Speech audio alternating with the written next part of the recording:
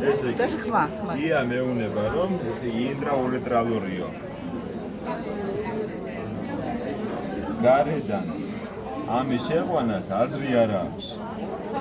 იმიტომ რომ შარდი აქედან წამოვა და ნაკაც ეს ადგილი ვერ გააჩერებს. იმიტომ რომ კონტინენციის ეტაპები აი ეს არის შარდის ბუშტის ყელი და შუა ურეთრა. Акрес მე შუა ურეთრაში კი ბატონო, შენ თუ გინდა შუა ურეთრაში ეს დამჭერი მექანიზმი შექმნა, აქედან შენ ვერ განსაზღვრავ გარედან საშუში რა სიღრმეზე შეხვიდე და გელი როგორ შეიყვანო. მით უმეტეს ვერ განსაზღვრავ 9 საათზე, ვერ განსაზღვრავ 3 საათზე. გინდა ასევე 12 საათი. Ამას ქვემოდან მარტო 6 საათს შენ აკონტროლებ, ვერ განსაზღვრებ, გვერდებიდან ვერ შემოვიდი.